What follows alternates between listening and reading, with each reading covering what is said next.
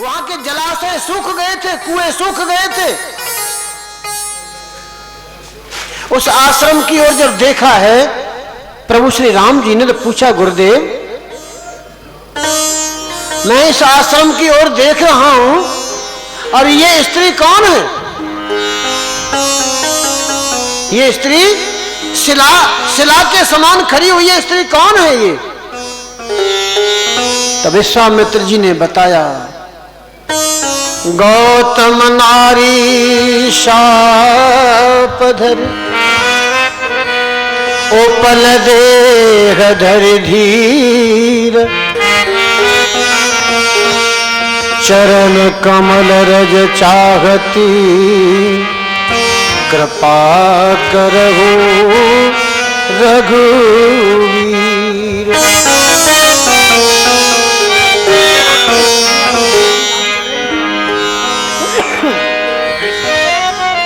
आप लोग विचार कीजिए, अहिल्या पत्थर की मूर्ति बन गई थी, क्या हो गया था अहिल्या को?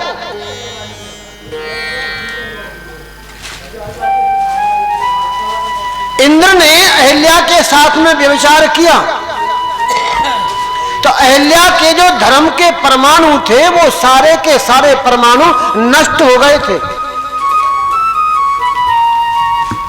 अधर्म के परमाणु बढ़ गए थे, इसलिए वह पत्थर की हो गई थी। विश्वामित्र जी ने कहा, राम इन पर कृपा करो, अपनी चरण रज इनको दे दो, आपकी चरण रज इनको मिलेगी तो यह अपने पूर्ववत शरीर में आ जाएंगी।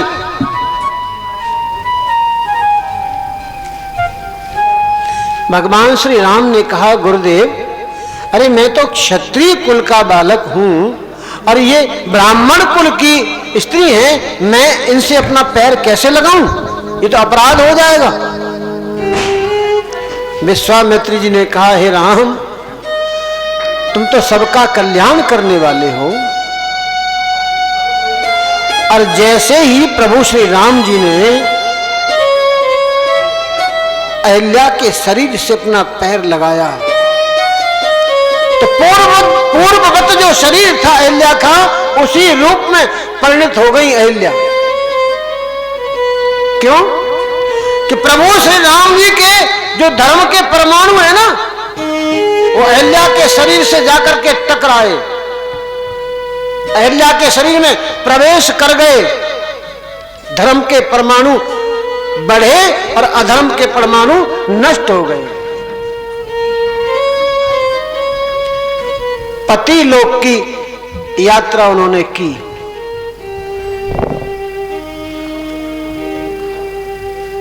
प्रभु श्री राम जी ने कृपा की अहिल्या पर, पहले नेत्रों से देखा, नेत्रों से कृपा की, फिर उंगली से पूछा, गुरुदेव ये कौन है? उंगली से कृपा की, फिर चरण लगाया, चरण लगा करके कृपा की। ऐसो को उदार जग माही, बिनु सेवा जो द्रवय दीन पर राम सरस को नाही।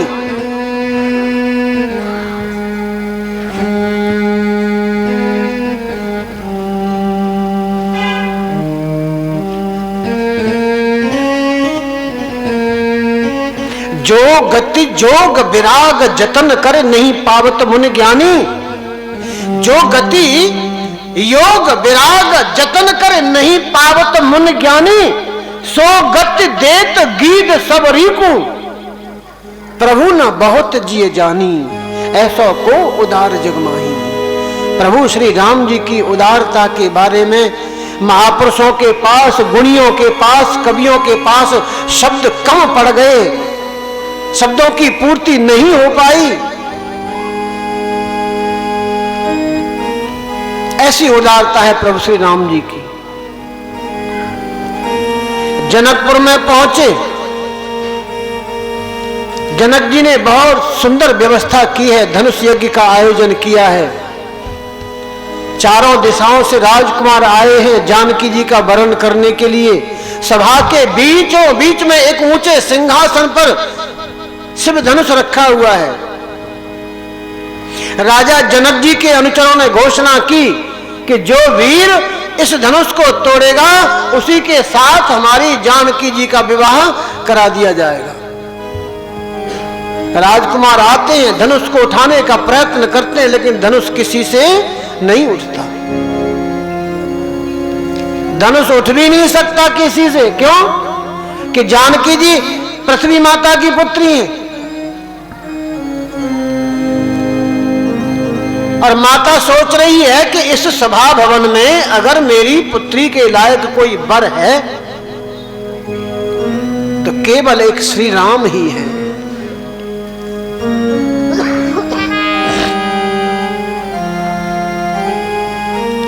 पृथ्वी माता ने धनुष को पकड़ लिया, उठ भी नहीं सकता। राजा लोग आते हैं, बार बार शक्ति लगाते हैं, परंतु कोई भी धनुष को नहीं उठा पाया, कोई हिला नहीं पाया। सारे राजा हार करके अपने अपने सिंहासनों पर जा बैठे। तो जनक जी को बड़ा कष्ट हुआ।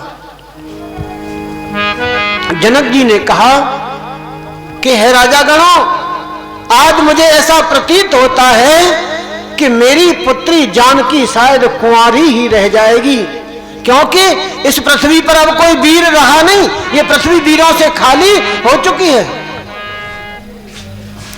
इतने शब्द सुने हैं जनक जी के तो लक्ष्मण जी खड़े हो गए। सावधान जनक सावधान, जिस सभा में एक भी रघुवंशी अगर बैठा हो तो ऐसे दुस्साहस वचन कहने का किसी को साहस नहीं होता।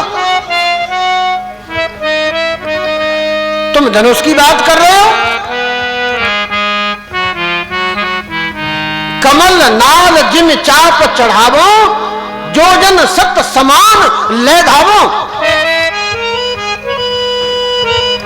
जैसे कमल की एक डंडी होती है ना, बहुत मुलायम होती है कमल की डंडी, कमल की डंडी के समान तोड़ करके इस धनुष को हाथ पर रख करके 100 योजन तक दौड़ता हुआ चला जाऊं, और अगर कहो तो इस भूमंडल को उखाड़ करके अपने हाथ पर रख करके 100 योजन तक दौड़ता हुआ चला जाऊं। राम जी ने लक्ष्मण जी की ओर देखा, इशारा किया बैठ जाओ।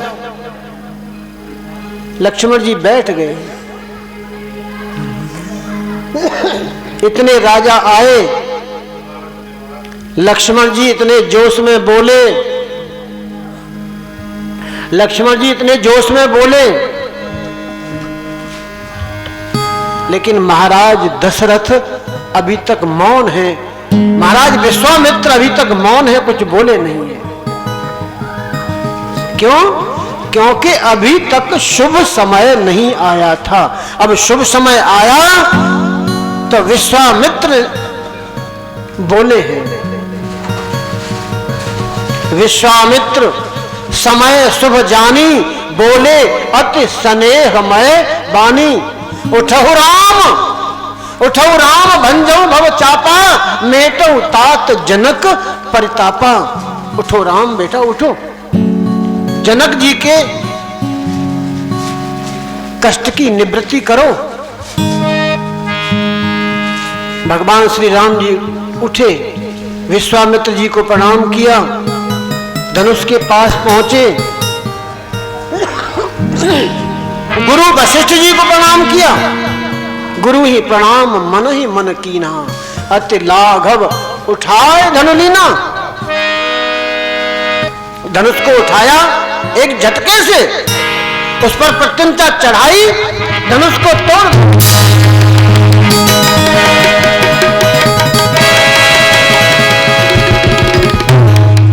अब धनुष कब टूटा किसी को पता नहीं चला। बड़े जोर से जब आवाज हुई है, जमीन पर जब डाला है, तब लोग देख पाए कि धनुष टूट गया। गुरुदेव की आज्ञा हुई जनक जी को, तो जनक दुलारी सखियों के साथ में जयमाला लेकर के आ रही हैं। सखियां मंगल गीत गाती चली आ रही हैं जानकी जी के साथ में।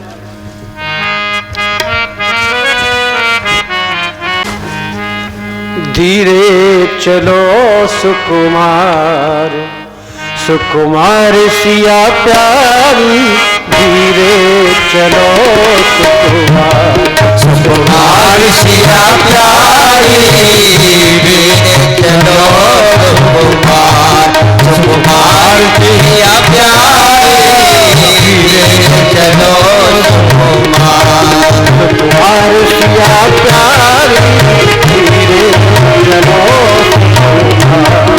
सुकुमार सिया प्यारी, धीरे चलो सुकुमार।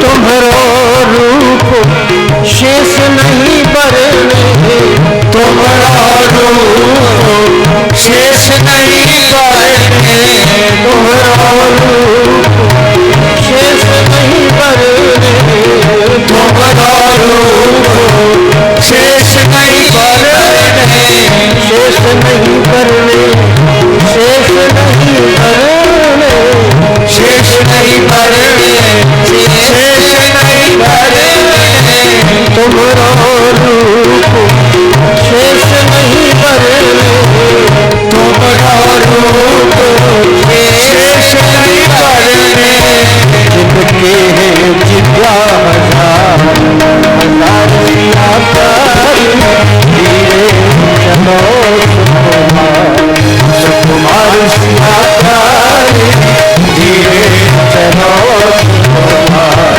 सुकुमार सिया प्यारी, धीरे चलो सुकुमार।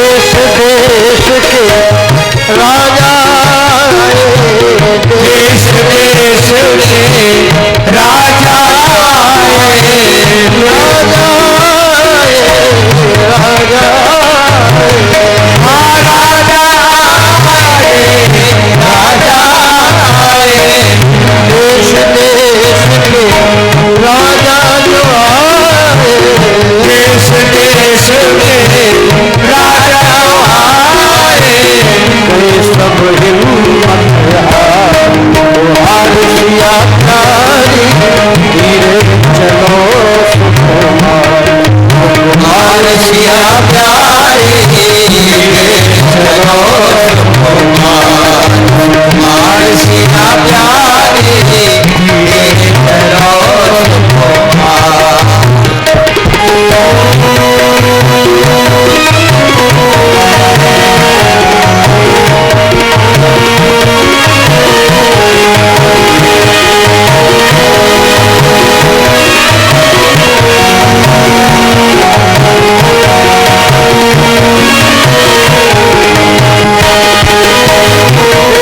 देश के राजा जो आए, देश देश के राजा जो आए, राजा जो आए, महाराजा जो आए, राजा जो आए, महाराजा जो आए, राजा जो आए, महाराजा जो आए, राजा जो आए, महाराजा जो आए, देश देश के राजा जो आए,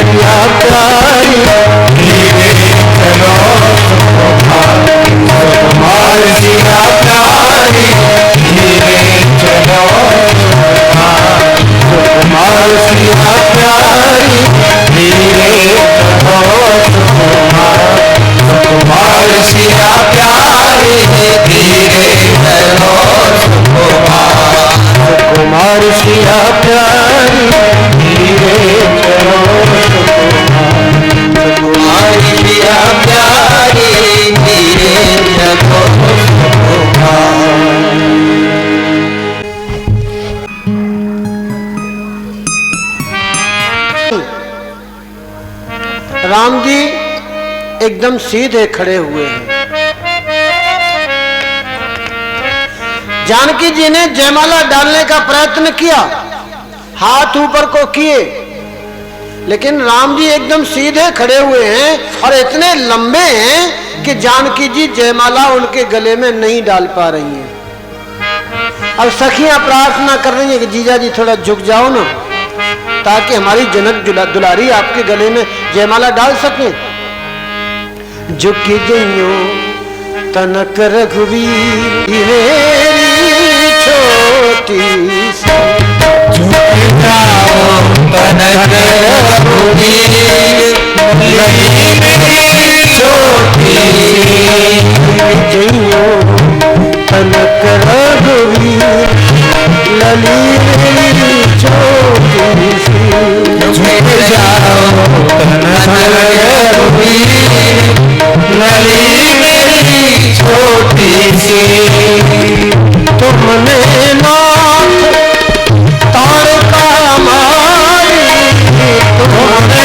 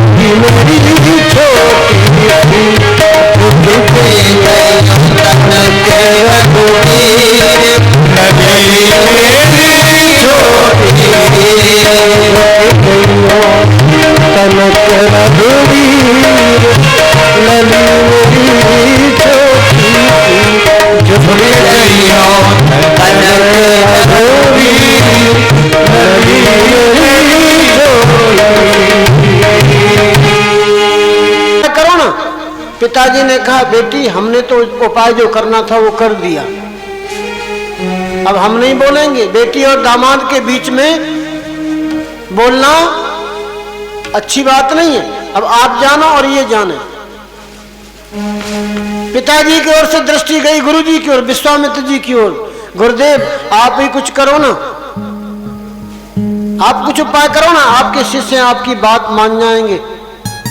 विश्वामित्र जी ने कहा, बेटी हमने तो जो आज्ञा करनी थी वो करनी, धनुष तोड़ने की आज्ञा देनी थी दे दी, धनुष तोड़वा दिया, अब तुम जानो और राम जाने। वहां से भी उत्तर मिला तो माँ की ओर देखा, माँ कुछ उपाय करो ना। तो माँ ने कहा, बेटी सहमी हुई माँ, बेटी आपके पिताजी नहीं बोले, गुरुजी नहीं बोले, तो मैं बीच में क्यों बोलूं।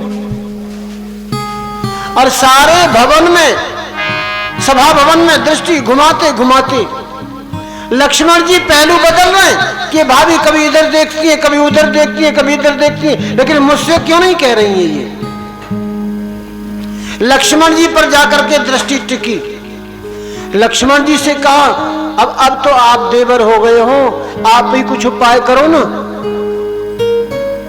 लक्ष्मण जी ने ऐसे करके माथा टोका, भाभी इतनी देर क्यों लगा दी तुमने, पूरे सभा भवन में सबसे कह डाली, अरे पहले ही मुझसे कह दिया होता। लक्ष्मण जी कूदे, ऊंचे मंच पर विराजमान थे, वहां से कूदे और जाकर के प्रभु श्री राम जी के चरणों में लौट गए, साष्टांग दंडवत किया। राम जी ने कहा, राम जी ने अभी नेत्र नीचे नहीं किए, ऐसे सीधे खड़े हुए। जब देखा कि हाँ लक्ष्मण मेरे पैरों पर आके लौट गए, पूछ रहे लक्ष्मण क्या बात है। इस समय भरे हुए सभा भवन में लौट करके साष्टांग दंडवत क्यों कर रहे हो। अरे भैया आपने इतना बड़ा काम किया, आपने सब राजाओं को जीत लिया, कोई राजा धनुष को नहीं तोड़ पाया, आपने धनुष को तोड़ दिया, मुझे प्रसन्नता हो रही है, इसलिए मैं आपको प्रणाम कर रहा हूं, लौट करके प्रणाम कर रहा हूं। और भैया आज तो मुझे इतनी खुशी है कि आज मैं आपसे कह रहा हूं, आप जब तक मुझे अपने हाथों से नहीं उठाओगे तब तक मैं आपके चरणों से उठूंगा ही नहीं। और भाभी की ओर इशारा किया, देखो जैसे ही भैया मुझे उठाने को झुके तुरंत जयमाला डाल देना, नहीं अब की बार रह गई तो फिर रह ही जाओगी, डाल नहीं पाओगी। प्रभु श्री राम जी जैसे ही लक्ष्मण जी को उठाने के नीचे झुके हैं और जानकी जी ने जयमाला प्रभु श्री राम जी के गले में, बोलो सियावर रामचंद्र की जय, भागवत महापुराण की जय। प्रभु श्री राम जी के विवाह की सूचना अयोध्या में पहुंची। महाराज दशरथ बहुत ही सुंदर करके लाए, चारों भाइयों का विवाह हुआ, चारों वधुएं अयोध्या में पहुंची। दशरथ जी की उत्कंठा हुई कि राम मेरे सबसे बड़े पुत्र हैं, इनको राजा बना दिया जाए।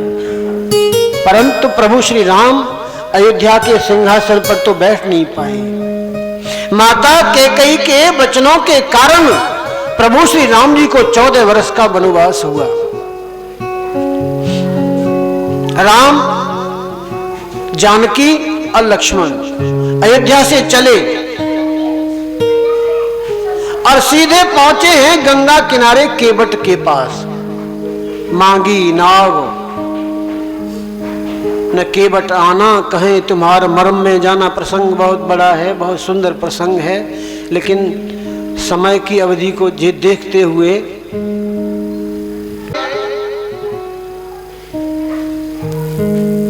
चित्रकूट में निवास किया।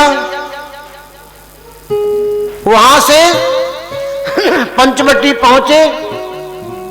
पंचवटी पर जानकी जी का हरण हुआ। जानकी जी लंका में पहुंची। प्रभु श्री राम जी ने वानरों की सेना बनाई। हनुमान जी लंका गए, जानकी जी की खबर ला करके प्रभु श्री राम जी को दी। राम जी ने सेतु निर्माण किया, लंका में पहुंचे, राक्षस राज रावण का उद्धार किया और जानकी जी को लेकर के अयोध्या में आए।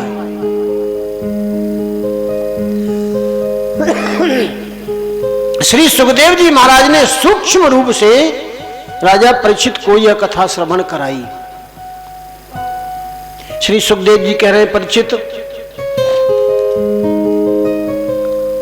अब मैं तुम्हें कृष्ण चरित्र में ले चलता हूं। अब तक मैंने तुम्हें जो श्रवण कराया था वो सूर्य वंश का वर्णन श्रवण कराया था। अब मैं तुम्हें चंद्र वंश का चरित्र श्रवण कराता हूं। भगवान नारायण